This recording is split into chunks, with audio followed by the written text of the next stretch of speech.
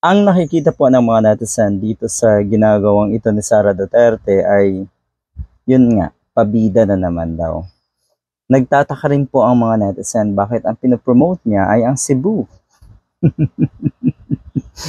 Bakit naman po kasi hindi? Hindi na niya kailangang i-promote ang Davao City dahil uto-uto na o nautunan niya yung mga naandon. Ngayon naman, ang uutuin niya ay ito pong Cebu City na napakaraming botante. Nga naman, may punto, di ba?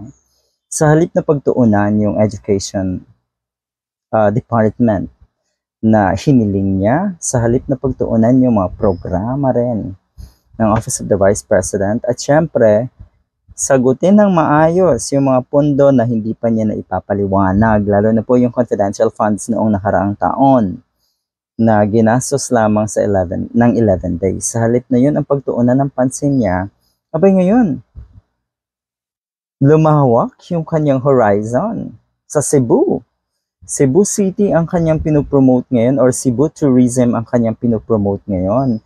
Abay baka naman pasukin nyo rin yung Department of Tourism. Baka agawin nyo rin yung pwesto na yon, di ba?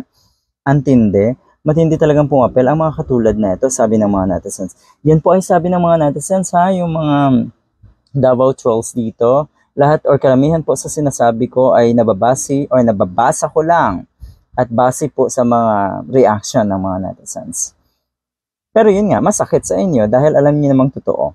Okay, eto. Una, maka 2 peaks in 1 day naman. Kala mo, napakataas ng inakyat. Less than 15 minutes lakad lang yan for casual tourists.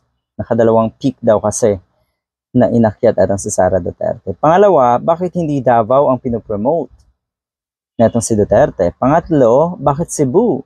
Dahil vote richest province at kailangan niya magpapogi, ganda. Ngayon, doon dahil bagsak ang survey ratings niya sa Cebu City. Okay, sa pool, yun at yun ang dahilan. Tapos sasabihin, ang aga-aga daw, pinitira at pilit sinisira itong matatawag nating malakas na pangalan sa 2028. Sinisira na daw. Hindi po. Siya po mismo ang sumisira sa sarili niya dahil unang-una hindi niya maipaliwanag yung mga pondo na questionable, 'di ba? At yun nga, yung sinasabing pamumulitika, napakalayo pa ng 2028. Ito na yon. Kunwari lang na hindi halata. Yung mga agenda ay,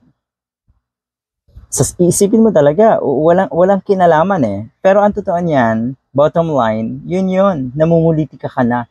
Ikaw ang nauna. Ikaw ang kauna-unahang namumulitika. Pasimple lang, oo, pero ngayon, halata na po ng taong bayan.